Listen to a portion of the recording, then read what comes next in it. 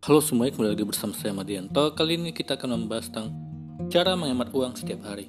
Gaya hidup yang impulsif dan boros dapat mengancam tabungan untuk masa depan. Zaman sekarang, berbagai hal semakin terasa instan, namun cara menghemat uang tidak bisa dilakukan secara instan.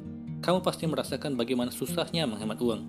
Berikut tips cara menghemat uang setiap hari untuk menyelamatkan keuangan. Di zaman yang serba modern ini, memang sangat memudahkan kita dalam melakukan sesuatu. Dengan satu klik saja, kamu sudah bisa mendapatkan apa yang diinginkan. Tapi tanpa disadari, kebiasaan ini dapat membuat kita semakin boros dan konsumtif. Memang senang sih mendapatkan barang yang diinginkan dengan mudah, tapi uang di dompet dan rekening semakin lama semakin tipis. Bahkan kalau terlalu asik jajan, tidak jarang tagihan membludak karena tidak menghitung pengeluaran dengan cermat. Sebuah penelitian menyebutkan ada beberapa faktor yang menyebabkan seseorang bersikap konsumtif, yaitu penggunaan produk dan daya beli untuk mempertahankan status sosial, untuk kepuasan, dan untuk gengsi. Dalam penelitian Frontiers in Psychology, dikatakan bahwa perilaku hemat bergantung pada tingkat kesadaran yang dimiliki orang mengenai efek dari bersikap konsumtif.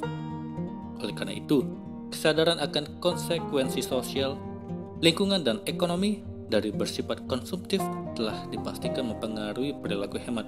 Khususnya kesadaran konsekuensi ekonomi merupakan hal yang memberikan dampak terbesar pada perilaku hemat. Jika saat ini kamu ingin menyelamatkan keuangan dari sifat konsumtif, menerapkan beberapa tips berikut akan membantu kamu mencoba cara-cara baru dalam menghemat uang. Yang pertama, cobalah mulai membuat anggaran. Cara menghemat uang setiap hari dan paling sederhana adalah dengan memulai membuat anggaran pengeluaran setiap harinya. Membuat dan berpegang teguh pada anggaran sangat penting bagi kesuksesan finansial. Dalam membuat anggaran, kamu dapat memprioritaskan hal-hal yang penting dan memotong hal-hal yang kurang penting. Ingatlah bahwa tidak ada yang salah dengan sesekali menghabiskan hal-hal yang disukai. Namun pastikan kamu menyisihkan uang untuk ditabung. Kedua, menghentikan langganan bulanan yang tidak penting.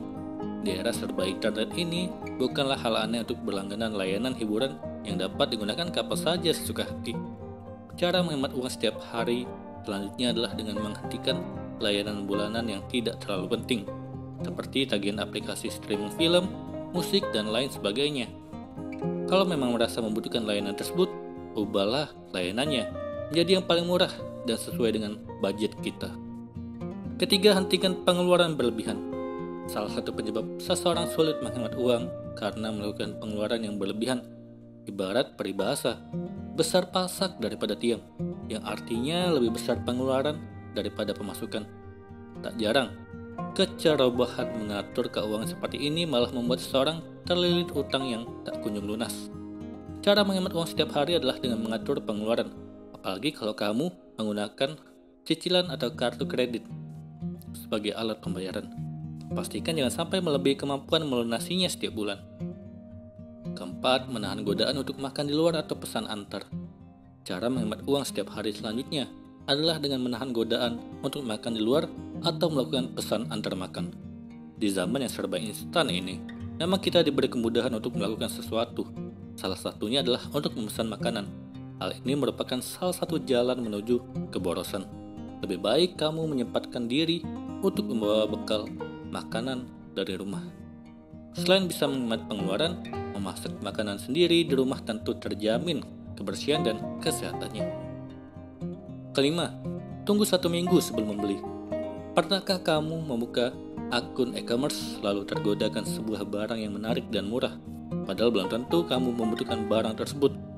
Kalau pernah, itu berarti kamu memiliki perilaku impulsif. Sifat impulsif mendorong seseorang untuk menjadi boros. Sehingga, salah satu cara untuk menghemat uang setiap hari adalah dengan mengendalikan perilaku impulsif tersebut, dengan membuat perencanaan yang matang sebelum memutuskan untuk membeli barang. Cara sederhana yang bisa kamu lakukan adalah, kalau biasanya kamu membutuhkan waktu 1 hari untuk membeli barang, coba untuk berpikir selama 1 minggu sebelum membeli barang.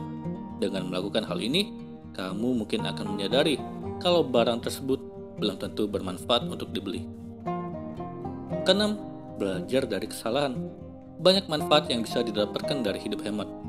dikutip dari Clifford Finance, bahwa hidup hemat akan memungkinkan kamu membangun lebih banyak kebebasan finansial ke dalam hidup dengan mempercepat kamu mencapai tujuan finansial. Untuk itu, perlu dengan sadar menghemat uang setiap harinya. Salah satu cara menghemat uang setiap hari adalah dengan belajar dari kesalahan. Misalnya kalau kemarin kamu mengeluarkan uang yang melebihi batas pengeluaran harian, maka sebagai gantinya, hari ini kamu perlu menghemat pengeluaran bagaimanapun caranya. Kembali lagi, kendalikan sifat konsumtif dan impulsif adalah cara terbaik untuk berhemat. Kali ini kita akan membahas tentang tanda kalau kamu sudah menjadi pribadi yang lebih baik. Perjalanan hidup pasti akan membawa dampak pada perubahan dalam diri. Sama halnya dengan semua orang. Kamu pun mengalami perubahan yang pastinya ke arah yang lebih baik. Sayangnya terkadang kamu sendiri tidak menyadari perubahan tersebut. Hingga perlu ditunjukkan bukti kalau sebenarnya kamu sudah menjadi pribadi yang semakin baik.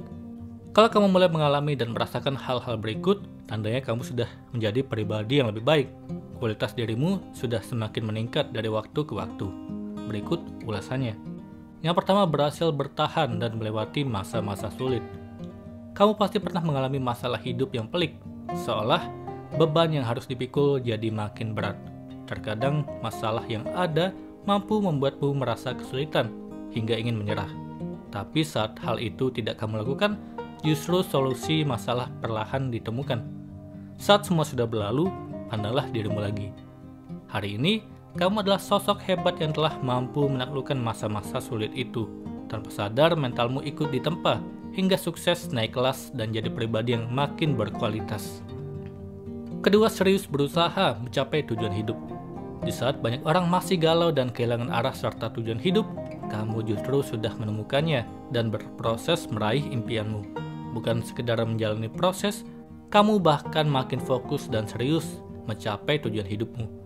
Dari sini saja, perubahan kedewasaanmu sudah terbukti, sebab komitmen untuk meraih impian dan mewujudkan tujuan hidup adalah bagian dari kematangan mental. Semakin dewasa, makin jelas pula arah hidupmu.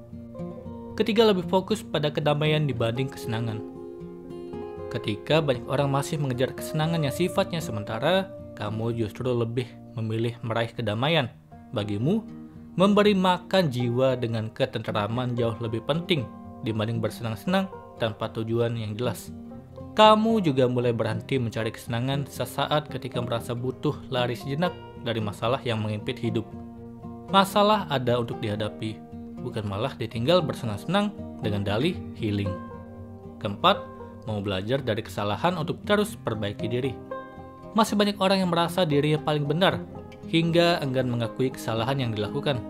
Berbeda dengan mereka, kamu justru menjadikan kesalahan yang sempat diperbuat sebagai media untuk memperbaiki diri. Kamu tidak ragu belajar dari kesalahan, baik yang dilakukan orang lain maupun diri sendiri. Tidak ada sakit hati saat ditodong permintaan maaf, dan dituntut untuk bertanggung jawab. Semua kamu anggap sebagai proses hidup yang harus dilalui dengan legowo. Kelima, paham pentingnya kualitas pertemanan dibanding kuantitas. Sudah jadi rahasia umum kalau circle pertemanan kerap jadi mengerucut seiring pertambahan usia. Bukan karena tidak bersosialisasi, tapi tidak ada pengaruh perubahan pola pikir setelah dewasa, hingga teman yang sejalan terkesan berkurang. Kondisi ini kamu anggap lumrah dan disikapi dengan tanpa beban. Bahkan kamu mulai berpikir kalau jumlah teman dekat tidak jauh lebih penting kalau dibandingkan kualitas hidup hubungan itu sendiri. Kualitas tetap nomor satu dibanding kuantitas. Dengan melihat hal tadi, kamu akan menyadari bahwa sebenarnya dirimu sudah berubah menjadi pribadi yang lebih baik dari waktu ke waktu. Semoga ini bermanfaat. Sekian dan terima kasih.